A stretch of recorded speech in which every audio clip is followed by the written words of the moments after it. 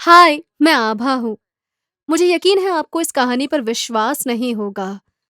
शायद मुझे भी नहीं होता, लेकिन मैं जानती हूँ ये सच है क्योंकि ये मेरे साथ हुआ था। मेरी मॉम को मेरे पैदा होते टाइम काफ़ी मुश्किलों से गुज़रना पड़ा था। मिसकैरेज के रिस्क की वजह से वो 7 महीनों तक बेड पर रहीं। इसीलिए मेरे डैड के चाहने के बाद भी उन्होंने दूसरे बच्चे के लिए मना कर दिया। मेरे पैदा होने के बाद वो दोनों अपना सारा टाइम और एनर्जी मेरी देखभाल में लगाते थे। उन्होंने अपनी लाइफ मेरे हिसाब से ऑर्गेनाइज़ कर ली। मैं कंप्लेन नहीं कर रही हूँ क्योंकि मेरा बचपन बहुत अच्छा था, लेकिन मैं चाहती हूँ कि उनके कुछ और भी इंटरेस्ट हो। 2.5 साल पहले कॉलेज जाने के लिए मुझे दूसरे शहर जाना पड़ा। मेरे जाने के बाद मॉम डैड की लाइफ में सूनापन था। 18 साल से मैं उनके यूनिवर्स का सेंटर थी। मेरे जाने के बाद उन्हें नहीं पता था कि उन्हें क्या करना है। पहले उन्होंने एक बिल्ली पाली, फिर कुत्ता और फिर एक तोता। मॉम आर्ट क्लास लेने लगी और डैड ने फिर से गोल्फ खेलना शुरू कर दिया। लेकिन इनमें से कुछ भी काफी नहीं था। एक दिन मैं मॉम से बात कर रही थी। वो मुझे मिस करके रो रही थी और मैं उन्हें चुप करने की कोशिश कर रही थी। अचानक मुझे एक आइडिया आया। मॉम, बच्चा अडॉप्ट करने के बारे में क्या ख्याल है? अगर आप सच में बच्चे की केयर करना मिस कर रहे हो, तो आप ऐसा कर सकते हैं। इस बार वो एक लड़का हो सकता है। आप पहले ही मेरी परवरिश कर चुके हैं। उन्होंने कहा, बेटा अब मैं एक बेबी को संभालने के लिए बहुत बूढ़ी हो चुकी हूँ। काश मैं वहीं रुक जाती, लेकिन मैं रुकी नहीं। ठीक है, पर ये एक बड़ा बच्चा हो सकता है, शायद 9 या 10 साल का। आप एक ऐसे बच्चे को घर देंगे जिसे उसकी सबसे ज्यादा जरूरत है और आपके पास कोई केयर करने के लिए भी होगा। उन्होंने कहा, शायद ये इतना बुरा आइडिया नहीं है। मुझे तुम्हारे डैड से बात करने दो। आधे घंटे बाद उनका फोन आया। वो बहुत खुश लग रही थी। तुम्हारे डैड बहुत एक्साइटेड हैं। हमने डिसाइड कर लिया है कि जैसा तुम कह रही हो, हम एक 10 साल का बच्चा अडॉप्ट करेंगे। जब मैंने ये सुना तो मैं उनके लिए बहुत खुश थी। तब मैं नहीं जानती थी कि मेरी वजह से मेरी फैमिली के साथ कुछ बहुत बुरा होने वाला था। रातों रात उनका फोकस चेंज हो गया। उन्होंने जरूरी सरकारी एजेंसी से कांटेक्ट किया और सभी जरूरी फॉर्मेलिटीज को पूरा किया। वो ऑर्फनेज गए। वो दोनों अडॉप्शन के लिए ऑफिशियल से मिले। अब जब भी मॉम मुझे कॉल करती तो हम यही बातें करते। फाइनली सबसे एक्साइटिंग पार्ट आया। वो उन बच्चों से मिलने जा रहे थे जो उनके अडॉप्शन के लिए सूटेबल थे और फिर उन्हें चूज करना था। एक दिन मैं कॉलेज के एक बेंच पर बैठकर आराम कर रही थी। मुझे मॉम का मैसेज आया। मैंने उसे देखा तो एक क्यूट लेकिन शर्मीले लड़के की फोटो थी और वो स्माइल कर रहा था। फोटो के नीचे लिखा था, हाय मैं आपका भाई रोहित हूँ, आपसे मिलकर अच्छा लगा। मैंने उन्हें तुरंत कॉल किया। वो बहुत खुश थी। उन्होंने कहा, जब उन्होंने पहली बार रोहित को देखा तो वो जानती थी यही है जिसे वो ढूंढ रही थी। वो अपनी एज के लिए बहुत मैच्योर था। इतना अच्छा मौका गंवाना नहीं चाहते थे, इसीलिए उन्होंने तुरंत अडॉप्शन के लिए प्रोसेस स्टार्ट कर दिया। डैड इतने खुश थे क्योंकि अब उनका एक बेटा था। वो हमारी फैमिली के लिए एकदम फिट है। हम उसे बहुत प्यार देंगे, उन्होंने कहा। और मेरे आंसू आ गए। मैं इतनी इमोशनल हो गई क्योंकि मैं मॉम डैड की बहुत क्लोज रही हूँ और उन्हें मिस कर रही थी। मैं रोहित से वीडियो कॉल पर मिली। वो सच में एक अच्छा बच्चा लग रहा था। मैं अपने एग्जाम्स के बाद उससे मिलने वाली थी। मैं उसके लिए एक गिफ्ट लेना चाहती थी। मैंने उसकी पसंद जानने के लिए कुछ सवाल पूछे, लेकिन वो ज्यादा बातूनी नहीं था। मुझे लगा मैं उसे अनकंफर्टेबल कर रही हूँ। शायद उसे अपने बारे में ज्यादा बात करना पसंद नहीं था। इसीलिए फिर मैंने एक गेम खरीदा जो मुझे लगा कि कोई भी बच्चा पसंद करेगा। मैं उससे मिली, लेकिन उसके साथ थोड़ा टाइम बिताने के बाद मैं निराश हो गई। वो बहुत घमंडी था, जो मुझे बिल्कुल पसंद नहीं था। मॉम डैड ने जो मैच्योर बिहेवियर देखा था, वो मुझे बहुत इरिटेटिंग लगा। लेकिन फिर मैंने सोचा कि शायद वो इसे ठीक कर लेगा। अगली सुबह कुछ अजीब हुआ। मैं गेस्ट रूम में रह रही थी क्योंकि मेरे मॉम डैड ने मेरा रूम रोहित को दे दिया। इस रूम में अटैच्ड बाथरूम था। सुबह मैंने नहाया। जब मैं ब्रश करने जा रही थी तो मुझे ध्यान आया कि मेरा ब्रश बैग में ही रह गया है। मैंने बाथरूम का दरवाजा खोला और मैंने देखा रोहित वहीं खड़ा था। शुक्र है मैंने अपने कपड़े पहने हुए थे। वो बहुत घबरा गया और हकलाने लगा। वो कुछ कहने की कोशिश कर रहा था।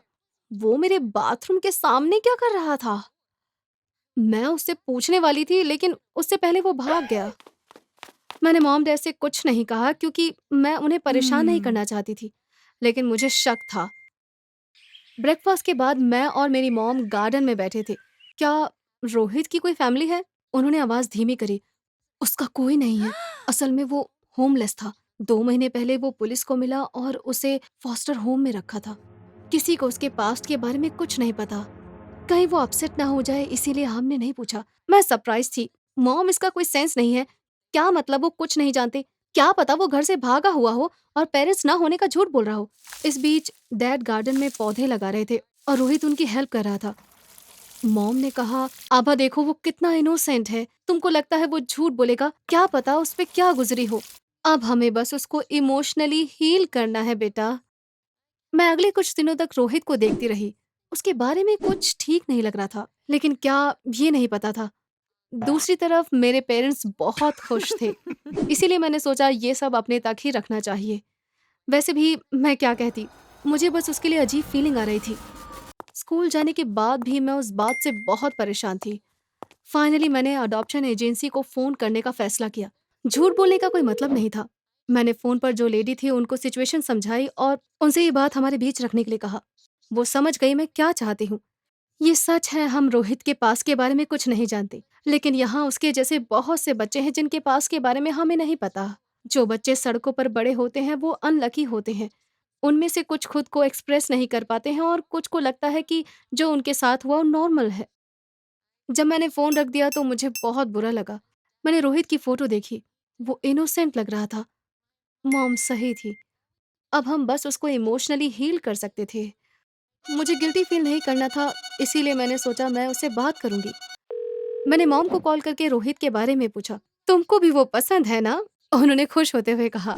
मुझे उससे बात करने में बहुत मुश्किल होती थी, क्योंकि मुझे 10 साल के बच्चे से बात करने की आदत नहीं है। मैं कहती, तुम कैसे हो? स्कूल कैसा है? वो ज़्यादा नहीं बोलता, इसीलिए थोड़ी देर में मेरी बातें खत्म हो जाती। स्कूल में मेरा एक दोस्त था जिसका नाम रोहित था। उसने एक बार मुझे अपने नाम का मतलब बताया था। क्या तुम्हें अपने नाम का मतलब पता है? इसका बहुत अच्छा मीनिंग है, मैंने कहा। उसने तुरंत कहा, बिल्कुल मुझे पता है, इसका मतलब है वॉरियर। मैं हंसी। इतना भी यकीन से मत बोलो, इसका मतलब वॉरियर नहीं है, इसका मतलब है सूर्य की किरण। उसने जोर देकर कहा, नहीं, नीतीश का मतलब है वॉरियर। मैं चौंक गई। नीतीश? नीतीश कौन है? मैंने पूछा। उसने जवाब नहीं दिया। वो उसी दिन की तरह हकलाने लगा जब मैंने उसे बाथरूम के बाहर पकड़ा था। मैं सही थी, वो हमसे कुछ छुपा रहा था। उसका नाम भी नकली था। मैंने तब कुछ नहीं कहा। मैंने बस इतना कहा, मुझे क्लास के लिए जाना है, हम बाद में बात करेंगे। मैं गुस्से में कांप रही थी। वो अपना असली नाम क्यों छुपा रहा था? आखिर क्यों? इतना छोटा बच्चा भला क्या छुपा सकता है? मैंने पता लगाने का फैसला किया, वो असल में कौन था। मैंने सोचा कि मैं गूगल से शुरू करूंगी, लेकिन मैं क्या ढूंढती? मुझे बस इतना पता था कि उसका असली नाम नीतीश है। मैंने नीतीश टाइप किया और सर्च पे क्लिक किया। हजारों रिजल्ट्स आए। मैं क्या कर सकती थी, ये सोचते हुए रैंडमली चीजों पर क्लिक कर रही थी। फाइनली मैं गूगल इमेजेस पर पहुंच गई। तभी मुझे एक आइडिया आया। मैं उसकी फोटो गूगल इमेजेस पर अपलोड करके सिमिलर फोटोज ढूंढ सकती थी। मैंने उसकी फोटो अपने कंप्यूटर पर ट्रांसफर करी। फिर मैंने उसे गूगल इमेजेस पर डाल के सर्च किया। जिनकी मुझे उम्मीद थी वो रिजल्ट्स नहीं आए। वो कुछ रैंडम फोटोज का एक बंच था। फिर भी मैं उन्हें देखने लगी। मैं ऑलमोस्ट पेज के एंड में थी। फिर मुझे कुछ दिखाई दिया। एक बच्चे की तरह दिखने वाला आदमी डायमंड रिंग्स निगल कर चुरा लेता है। मैंने तुरंत उस पर क्लिक किया। ये एक न्यूज साइट थी। एक लेडी अपने बच्चे के साथ एक ज्वेलरी स्टोर में गई थी। जब वो शॉपकीपर को डिस्ट्रैक्ट करने की कोशिश कर रही थी तो उस बच्चे ने एक रिंग निगल ली। जूलर ने ये देख लिया और पैनिक बटन दबा दिया, जिसने पुलिस को इन्फॉर्म कर दिया। तो पुलिस आई और उस लेडी और बच्चे को अरेस्ट करके ले गई। जिस पार्ट में मेरा इंटरेस्ट था वो इसके बाद आया। जब पुलिस ने बच्चे को इंटेरोगेट किया तो उन्हें पता चला वो असल में 29 साल का आदमी था। जाहिर है उसे ग्रोथ हार्मोन की वजह से एक बीमारी थी। 10 साल की उम्र से उसकी ग्रोथ रुक गई थी। टेक्निकली ये लोग बौने होते हैं, लेकिन इनका बॉडी प्रोपोर्शन नॉर्मल होता है। इस आर्टिकल में उस आदमी की फोटो भी थी। हाँ, ये रोहित ही था, या फिर कहें नीतीश। ये न्यूज़ 3 साल पुरानी थी, जिसका मतलब था कि मेरे घर में 32 साल का आदमी था। मुझे लगा जैसे मैं सांस नहीं ले पा रही थी। मैंने घबराहट में फ़ोन उठाया, मुझे डैड को फ़ोन करना था। फिर मैंने सोचा, वो क्या करेंगे? क्या वो उसे पुलिस के पास ले जाएँगे? वो एक लड़का नहीं बल्कि 32 साल का क्रिमिनल है। वो कुछ भी कर सकता है। इसीलिए डैड को कॉल करने के बजाय मैंने पुलिस को कॉल किया। वो शायद मेरी लाइफ का सबसे लंबा दिन था। मैंने पुलिस को बताया कि क्या हुआ था। वो हमारे घर गए और बिना किसी परेशानी के उसे अरेस्ट कर लिया गया। मैं उसी शाम मॉम डैड से मिलने के लिए गई। थैंकफुली सब ठीक था। मॉम डैड उस शौक से बाहर आने की कोशिश कर रहे थे। ये नितेश पहले भी जेल में था। हमें नहीं पता था वो क्या करने वाला था।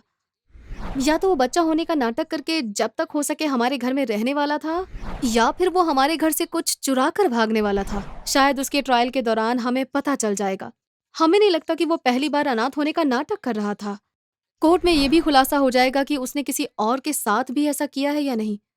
मेरी स्टोरी सुनने के लिए थैंक यू।